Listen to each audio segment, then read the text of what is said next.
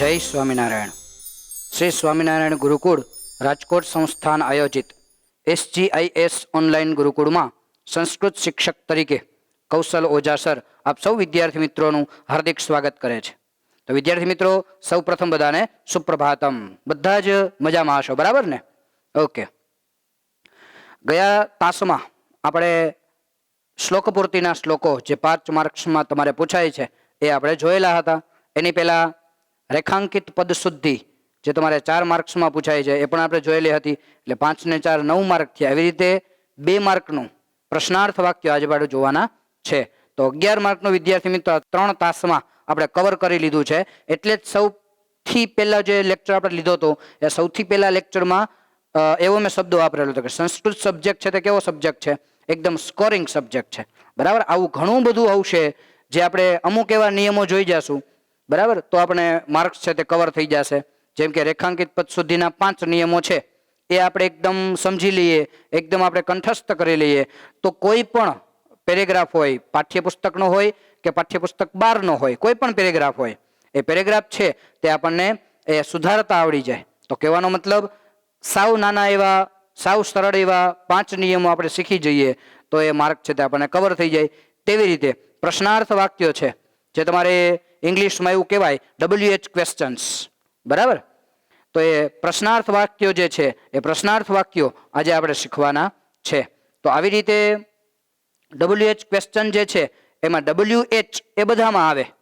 એમ આપણે સંસ્કૃત શીખવા જઈ રહ્યા છે પ્રશ્નાર્થ વાક્યો, તો તેમાં કિમ શબ્દ છે તે બધામાં આવશે. જેમ કે WH બધામાં આવે. માનો કે વોટ હોય તો WHAT વોટ, વુ હોય તો WHO, વેર હોય તો WHERE. એટલે WH ક્વેશ્ચન એટલા માટે જ કહેવાય છે, બરાબર. એટલે એવી રીતે પ્રશ્નાર્થ વાક્યો જોવા જઈએ તો પ્રશ્નાર્થ વાક્યોમાં આપણે કિમ શબ્દ બધામાં આવશે, પણ કિમ શબ્દ ઉપરથી આપણે બનાવવાનું રહેશે. આપણે જોઈએ એટલે વધારે ખ્યાલ આવશે, બરાબર. તો 2 માર્ક્સનો વિદ્યાર્થી મિત્રો મોસ્ટ IMP છે પ્રશ્નાર્થ વાક્યો, બરાબર. એટલે ખાસ કરીને તમે બધા એકદમ એકાગ્રચિત્ત થઈ અને સમજજો અને કંઠસ્થ કરજો, બરાબર છે.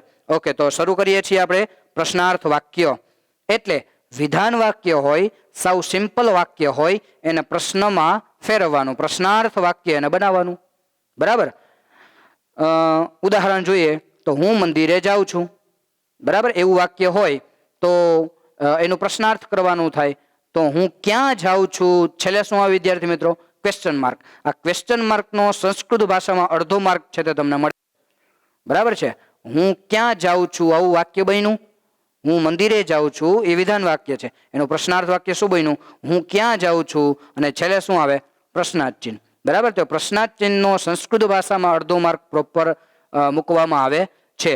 હવે કોઈ વિદ્યાર્થી મિત્રો એવું કે સાહેબ તો આખો માર્ક એક પ્રશ્નાર્થ વાક્યનો હોય તો આપણે ખાલી ક્વેશ્ચન માર્ક મૂકી દઈએ બાકી એને એ વાક્ય લખી નાખી દો, હું મંદિરે જાઉં છું અને છેલ્લે ક્વેશ્ચન માર્ક, તો મળે ના વિદ્યાર્થી મિત્રો? તો સ્વાભાવિક છે તે મળે જ નહીં. એટલે ખાસ કરીને વિધાન વાક્ય હોય, સરળ વાક્ય હોય, સાદું વાક્ય હોય, એને પ્રશ્નાર્થમાં ફેરવવાનું. એટલે WH ક્વેશ્ચન જે પ્રશ્નાર્થ શબ્દો છે, પ્રશ્ન સૂચવતા શબ્દો, એ શબ્દો મૂકી અને પછી એના ક્વેશ્ચન માર્ક કરવાનો રહેશે. તો એનો પૂરેપૂરો આખો માર્ક મળી શકે છે. સાવ સિમ્પલ છે, સાવ સરળ છે. એના 7 નિયમો છે. 7 નિયમો આપણે જોઈ લઈએ એટલે વિદ્યાર્થી મિત્રો તમને સાદું વાક્ય હોય એનું પ્રશ્નાર્થ વાક્ય બનાવતા કોઈ વાર લાગે નહીં. એટલે કે 2 માર્ક તમને આવતા કોઈ રોકી શકે નહીં, બરાબર. તો જોઈએ પ્રશ્નાર્થ વાક્યો, બરાબર. ઓકે, તો પેલું છે, આમ તો 7 નિયમ છે. એ 7 નિયમમાં પેલો જે નિયમ કહેવાય તે સ્થળવાચક. પેલો જે નિયમ છે તે સ્થળવાચક. સ્થળવાચક એમાં એક શબ્દ આપણે એડ કરીએ. જેમ કે અંગ્રેજી ભાષામાં વેર એટલે કે ક્યાં એવું કહેવાય ને, તો અહીંયા સંસ્કૃતમાં શું થાય? કુત્ર એટલે કે ક્યાં. કુત્ર અર્થાત ક્યાં, બરાબર છે.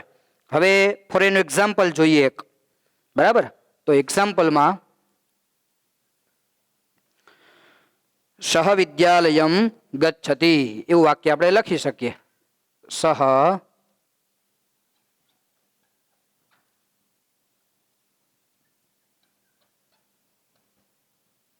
સહ વિદ્યાલયમ ગચ્છતિ.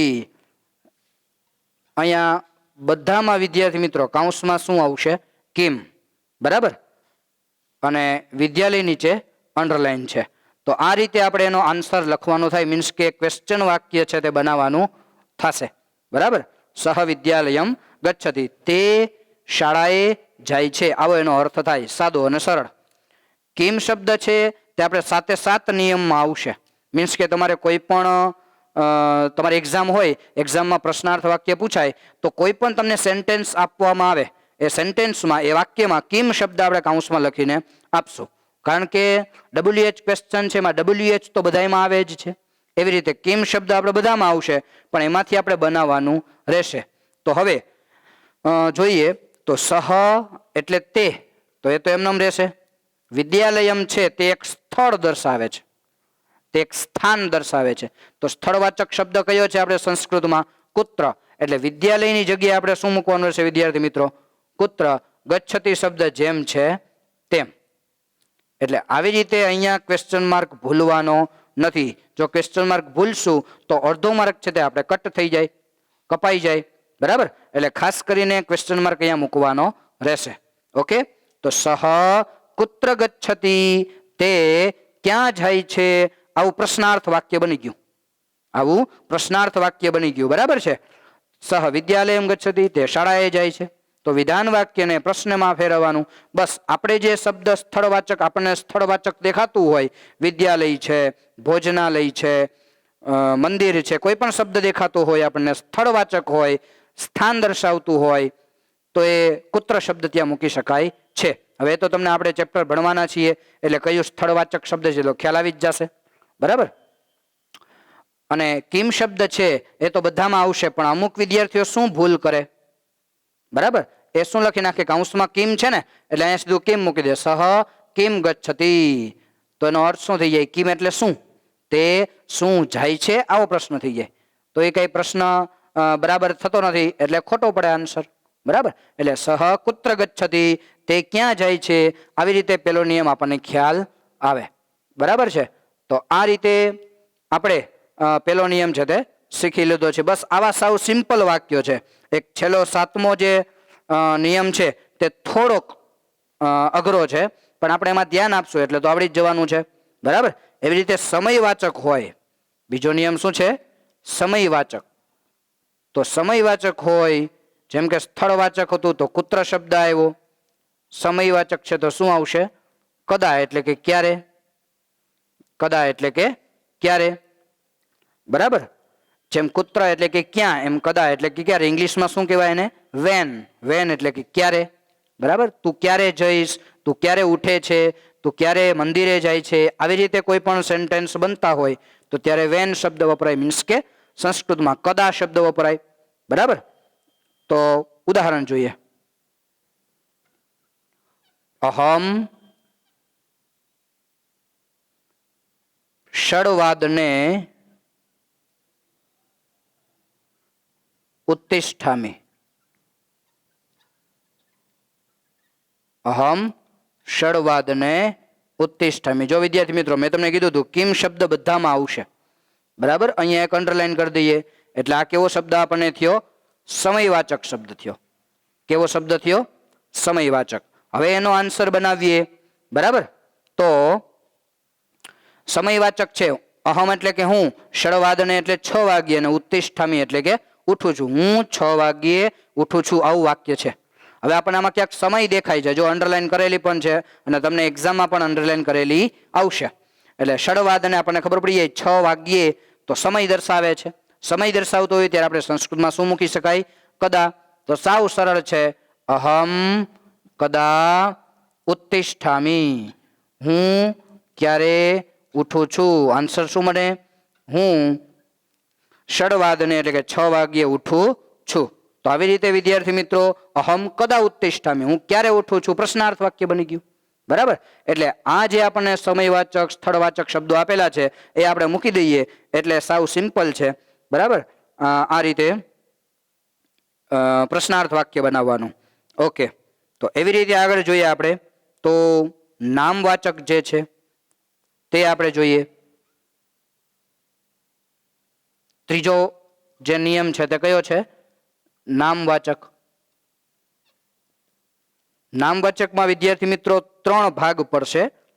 એમાં પુલ્લિંગ આવશે, સ્ત્રીલિંગ આવશે અને નપુંસકલિંગ આવશે. પુલ્લિંગ, સ્ત્રીલિંગ અને નપુંસકલિંગ. બરાબર છે? એનો અર્થ સાથે કહ, અહીંયા કા અને અહીંયા કિમ. તો કહ અને કા એનો અર્થ એક જ થશે, કોણ?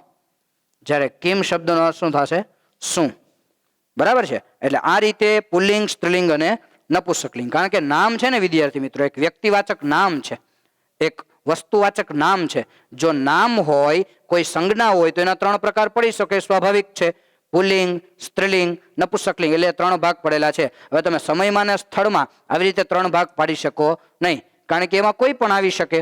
પુલ્લિંગ, સ્ત્રીલિંગ, નપુંસકલિંગ બધાનો ઉપયોગ થઈ શકે, કોઈ પણ સ્થળ હોય, કોઈ પણ સમય હોય. એટલે એમાં આવો કંઈ ડિફરન્ટ પડતો નથી. જ્યારે નામવાચક છે જેમાં 3 ભાગ પડશે, પુલ્લિંગ, સ્ત્રીલિંગ અને નપુંસકલિંગ વાચક 3 શબ્દો. એટલે સંજ્ઞા છે તે 3 પ્રકારની હોય છે. એટલે આ રીતે સંસ્કૃતમાં નામવાચક 3 પ્રકારના થશે. બરાબર? હવે એનું ઉદાહરણ આપણે જોઈએ તો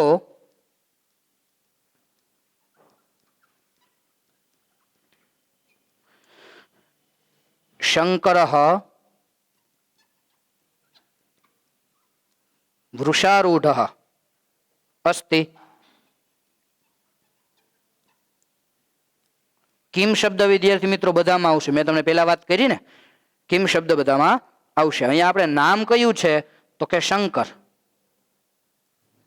હવે એનો અહીંયા ખાસ આપણે જોવાનું છે, જો પુલ્લિંગવાચી નામ હોય તો કહ શબ્દ મૂકવાનો છે, સ્ત્રીલિંગવાચી નામ હોય તો કા શબ્દ મૂકવાનો છે, અને નપુંસકલિંગવાચી કોઈ પણ વસ્તુ હોય તો એમાં આપણે કિમ શબ્દ મૂકશું. બરાબર છે? એટલે શંકર વૃષારૂઢ અસ્તિ. શંકર, વૃષ એટલે બળદ. શંકરનું વાહન કયું છે? બળદ. આપણે શિવાલયમાં જઈએ તો ત્યાં આગળ ઓલો પોઠિયો હોય, બળદ. બરાબર છે? તો વૃષ એટલે કે બળદમાં આરૂઢ એટલે સવાર થયેલા છે. શંકર છે તે બળદ પર સવાર થયેલા અસ્તિ એટલે કે છે. આવો એનો અર્થ થાય છે. હવે નામવાચક આપણને શું લાગે છે તો કે શંકર. બરાબર? અને પુલ્લિંગવાચી છે તો આપણે અહીંયા પુલ્લિંગવાચીમાં નામવાચક શું છે? પ્રશ્ન સૂચક શબ્દ કયો છે? કહ. તો આપણે ત્યાં શું મૂકીશું? કહ વૃષારૂઢ અસ્તિ. કહ વૃષારૂઢ અસ્તિ.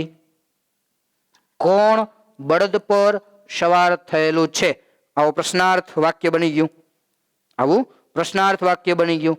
બરાબર છે? એટલે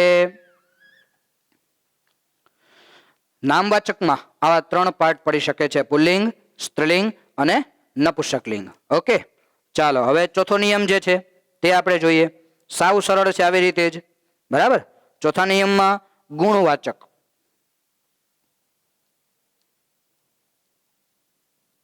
ચોથા નિયમમાં શું છે? ગુણવાચક.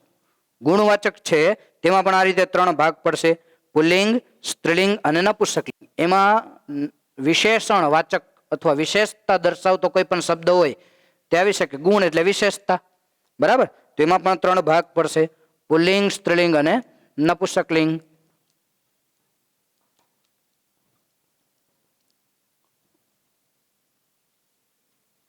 કીદૃશ એટલે કેવો, તો કંઈક વિશેષતા દર્શાવતું હોય. કીદૃશી એટલે કેવી, અને નપુંસકલિંગ દર્શાવતું હોય તો કીદૃશમ એટલે કેવું. આવા 3 ભાગ પડી શકે. કીદૃશ એટલે કેવો, કીદૃશી એટલે કેવી અને કીદૃશમ અર્થાત કેવું. આ 3 ભાગ ગુણવાચક જે દર્શાવે છે, આપણને વિશેષતાવાચક દર્શાવે છે. બરાબર? એમાં આપણે જોઈએ ફોર એક્ઝામ્પલ,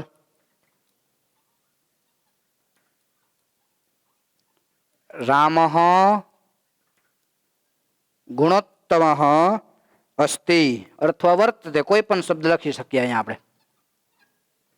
રામઃ ગુણોત્તમ અસ્તિ. રામ ગુણોત્તમ છે. રામ કેવા છે? ગુણોમાં ઉત્તમ છે. બરાબર? ગુણોમાં ઉત્તમ એટલે ગુણોમાં શ્રેષ્ઠ એવા રામ ભગવાન છે. તો અહીંયા રામની વિશેષતા બતાવે. રામ ગુણોમાં ઉત્તમ છે તો રામની વિશેષતા દર્શાવે છે, રામના ગુણો દર્શાવે છે, એટલે ગુણવાચક વિશેષણ થયું કહેવાય. તમને જે પ્રશ્નાર્થ વાક્ય શબ્દ પૂછાયેલો હશે વાક્ય આખું, તેમાં ક્યાંક ને ક્યાંક અંડરલાઈન કરેલી હશે, એની જગ્યાએ આપણે કંઈક મૂકવાનું થાય. બસ આપણે જોઈ લેવાનું. સ્થળવાચક છે તો કુત્ર આવે, સમયવાચક છે તો કદા આવે, નામવાચક છે પુલ્લિંગ હોય તો કહ, સ્ત્રીલિંગ હોય તો કા, નપુંસકલિંગ હોય તો કિમ. આવી રીતે મૂકવાનું થશે. બરાબર છે? ઓકે. તો અહીંયા ગુણોત્તમ અંડરલાઈન છે તો એનું આપણે જોઈએ તો ગુણોમાં ઉત્તમ એટલે ગુણોમાં શ્રેષ્ઠ. બરાબર? તો રામ એ શબ્દ તો એમનો આવશે. કીદૃશ અસ્તિ, રામ કેવા છે? પ્રશ્નાર્થ વાક્ય બની ગયું. રામ કેવા છે? તો રામ ગુણોમાં ઉત્તમ છે, રામ ગુણોમાં શ્રેષ્ઠ છે. આવી રીતે બની શકે. બરાબર? ત્યાર પછી આપણે આગળ જોઈએ તો પાંચમો છે. પાંચમો નિયમ જોઈએ. સાવ સરળ નિયમ છે પાંચમો. કારણવાચક. બરાબર છે?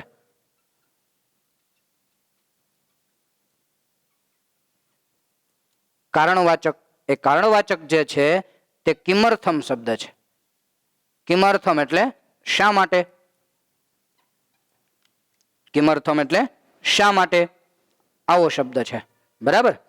ઓકે. તો ફોર એક્ઝામ્પલ એનું જોઈએ. આમાં પુલ્લિંગ, સ્ત્રીલિંગ, નપુંસકલિંગ નહીં આવે. આમાં આ રીતે સીધું જ આવશે, જેમ આપણે સ્થળવાચક, સમયવાચક સમજ્યા. સીધું જ ઉદાહરણ એનું જોઈએ તો એ ઉદાહરણમાં અહમ પઠનાર્થમ વિદ્યાલયમ આગચ્છામિ. અહમ પઠનાર્થમ વિદ્યાલયમ આગચ્છામિ.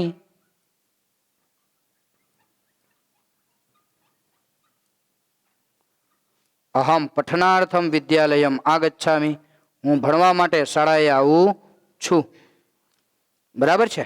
તો અહીંયા પઠનાર્થમ નીચે અંડરલાઈન હોય એનો આપણે પ્રશ્નાર્થ વાક્ય બનાવવાનું થાય તો શું આવે?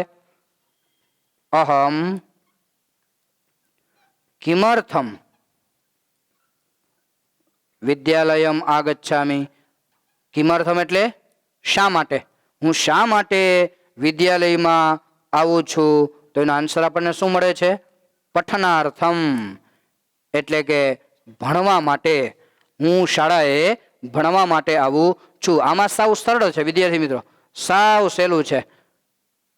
જોઈએ તો કિમર્થમ શબ્દ છે એટલે કોઈ અંડરલાઈન કરેલો શબ્દ હોય એમાં એવું આપેલું હોય કે પઠનાર્થમ, તો ત્યાં આવે કિમર્થમ. પઠન પ્લસ અર્થમ શબ્દ આવે એટલે કિમર્થમ જ આવે વધુ પ્રમાણમાં. બરાબર?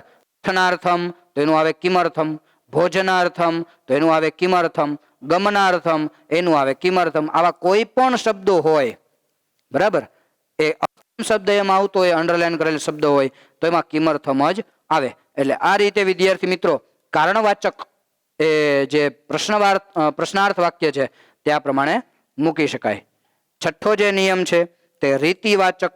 રીતિ એટલે કે પદ્ધતિ. રીતિ એટલે શું થાય? પદ્ધતિ. રીતિવાચક એમાં આવશે કથમ. આ બહુ ઓછો પૂછાય છે, બરાબર, છતાં પણ આપણે લખીએ. રીતિ એટલે કે પદ્ધતિ. રીતિ એટલે કે પદ્ધતિ. કથમ એટલે કેવી રીતે.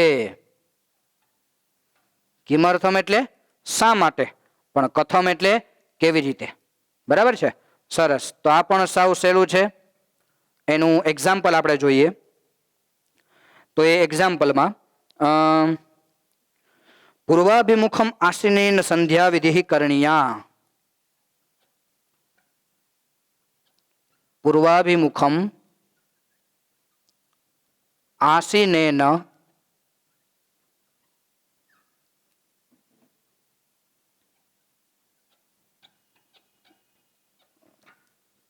સંધ્યા વિધિ કરણીયા.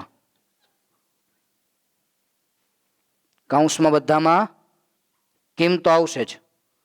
બરાબર છે? કરણીયા. પૂર્વાભિમુખમ એ આપણી સ્થિતિ થઈ, એ આપણી પદ્ધતિ થઈ. પૂર્વ અભિમુખમ એટલે પૂર્વ તરફ મોં રાખીને, આસીને બેસીને સંધ્યા વિધિ કરણીયા. સંધ્યા વિધિ, પૂજન વિધિ, બરાબર, એ કરવી જોઈએ. આપણે ભગવાનનું મંદિર હોય ઘરમાં તો વધુ પ્રમાણમાં પૂર્વ દિશામાં જ હોય. બરાબર? એટલે પૂર્વ તરફ મોં રાખી બેસીને સંધ્યા વિધિ કરવી જોઈએ. એટલે આગળ આપણે જે પૂજા વિધિ કરીએ છીએ તે પૂજા વિધિ પૂર્વ તરફ મોં રાખી બેસીને કરવી જોઈએ, આવો એનો અર્થ થાય છે. હવે આ આપણને શું દર્શાવે છે? અંડરલાઈન કરેલા શબ્દ રીતિ બતાવે છે. રીતિ એટલે કે કઈ આપણી પદ્ધતિ, આપણી સિચ્યુએશન શું છે, બરાબર? તો પૂર્વ તરફ મોં રાખી બેસીને તો કથમ એવી રીતે આવશે. એમાં આન્સર આપણે જોઈએ, કથમ આસીનેન, આ બધા શબ્દો એમ નામ આવશે. કથમ આસીનેન સંધ્યા વિધિ કરણીયા, છેલ્લે શું આવે? Question mark. કેવી રીતે? કથમ એટલે કેવી રીતે આસીનેન બેસીને સંધ્યા વિધિ કરવી જોઈએ. બહુ ઓછો પૂછાય છે આ, પણ આપણે એક શબ્દ પાકો કરવામાં કંઈ થશે નહીં. રીતિવાચક એટલે કથમ, કેવી રીતે. કથમ આસીનેન સંધ્યા વિધિ કરણીયા, કેવી રીતે બેસીને સંધ્યા વિધિ એટલે કે પૂજા વિધિ કરવી જોઈએ? તો પૂર્વ તરફ મોં રાખી બેસી પૂજા વિધિ કરવી જોઈએ, બરાબર છે? એટલે આ રીતે આપણે છઠ્ઠો નિયમ જોયો, બરાબર. સાતમો નિયમ સરસ મજાનો છે, તમારે થોડોક યાદ રાખવા જેવો છે, બરાબર. આ થોડોક અઘરો છે એવું આપણને દર્શાવે, પણ ધ્યાન આપશો એટલે વાંધો નહીં આવે આપણને, બરાબર. આમાં ખાલી આપણે સૂચના લખવાની છે. શું સૂચના છે? તો કે કિમ વિભક્તિ જે કોષ્ટક છે,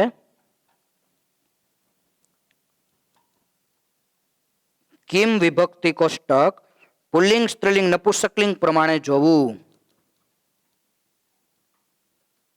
પુલ્લિંગ, સ્ત્રીલિંગ, નપુંસકલિંગ પ્રમાણે જોવું. એટલે આપણે જે વિભક્તિના કોષ્ટક છે એ વિભક્તિના કોષ્ટક તમે 9મા ધોરણમાં આવેલા છો એટલે તમને જે આપણી ટેક્સ્ટબુક છે એમાં અમુક વિભક્તિના કોષ્ટક તમને આપણે દેખાતા હશે, બરાબર. તો એ જે કોષ્ટક છે અહીંયા લખું છું એટલે તમને ખ્યાલ આવી જશે, બરાબર.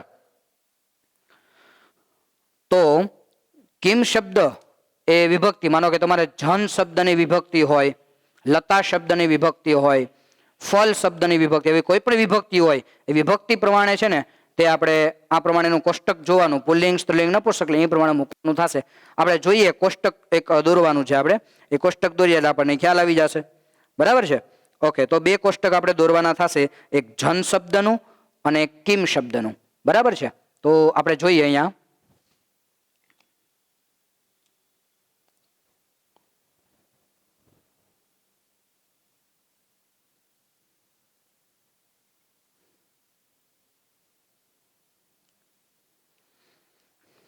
આમાં હેડિંગ આપણે આપી શકાય કિમ શબ્દ એટલે પુલ્લિંગનું. કિમનું આપણે પુલ્લિંગ જોવાનું છે, કિમ પુલ્લિંગનું કોષ્ટક જોવાનું છે. એનો અર્થ શું થાય? કોણ. આવું એક કોષ્ટક જોવાનું છે આપણે, જેમાં અહીંયા વિભક્તિ આવશે,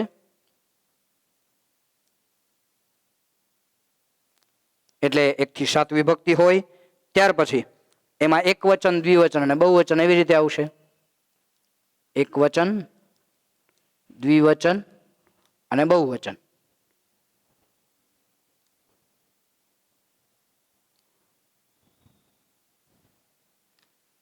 બરાબર છે. આવી રીતે કોષ્ટક હોય તો એમાં આપણે વિભક્તિ એક વચન, દ્વિવચન, બહુવચન એમ જોવાનું આપણે રહેશે.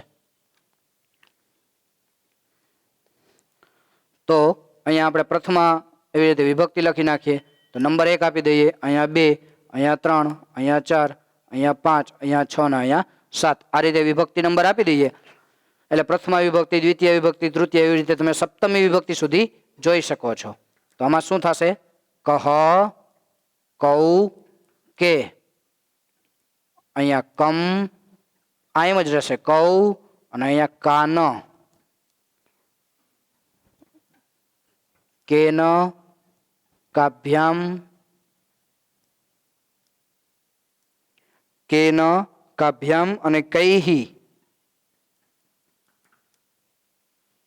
એવી રીતે અહીંયા કસ્મૈ, આ એમ જ રહેશે.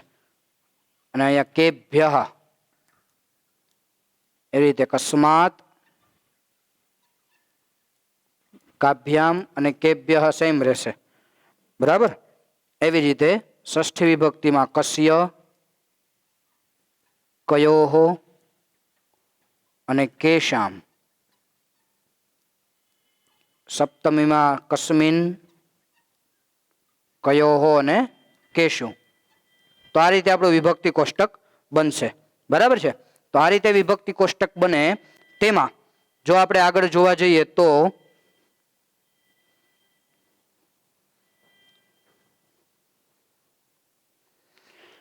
જન શબ્દનું પણ કોષ્ટક એ આપણે લખવાનું થશે. જન શબ્દનું કોષ્ટક. જેમ કિમ શબ્દ આપણે જોયું એનું આપણે પુલ્લિંગવાચી અકારાંત છે, બરાબર. તો જન શબ્દ પુલ્લિંગ, એનો અર્થ થાય માણસ. જન એટલે કે માણસ. તો આ પણ કોષ્ટક આપણે આ રીતે જોવાનું છે. એમાં પણ આ રીતે વિભક્તિ અને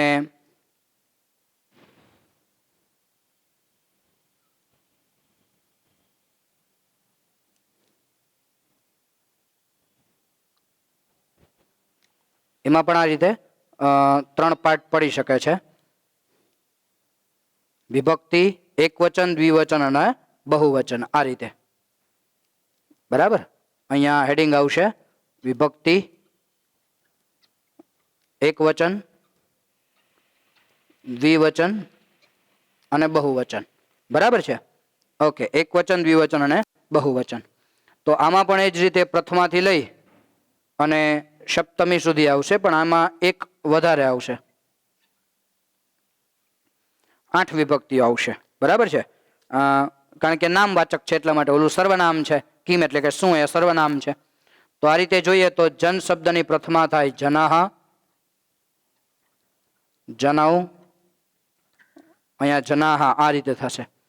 પછી દ્વિતીય વિભક્તિ જનમ, જનૌ અને જનાન, આવી રીતે થશે. તૃતીયામાં જનેન, જનાભ્યામ, જનૈહિ, આવી રીતે થશે.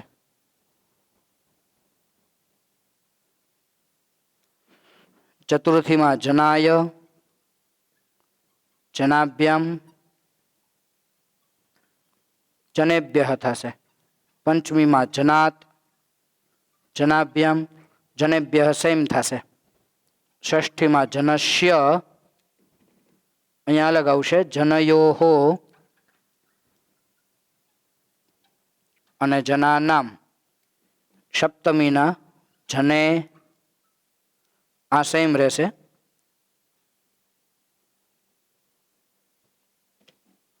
જને, જનયોહો અને જનેસુ.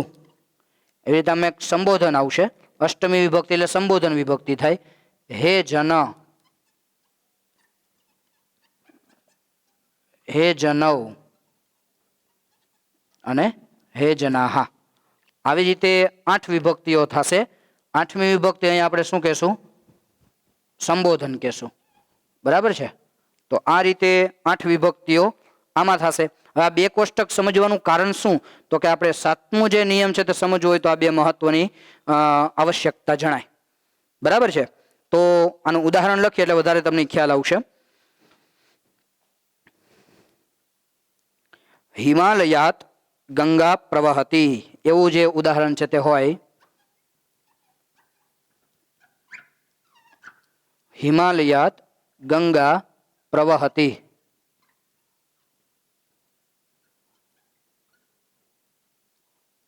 અહીંયા કિમ શબ્દ જ આવશે, બરાબર. બધામાં મેં તમને સૌથી પ્રથમ કીધું હતું કિમ શબ્દ જ આવશે, બરાબર. એનો આન્સર જોઈએ આપણે. તો હિમાલયાત નીચે અંડરલાઈન છે, બરાબર. હિમાલયાત એટલે હિમાલયમાંથી ગંગા છે તે પ્રવહતી એટલે કે વહે છે.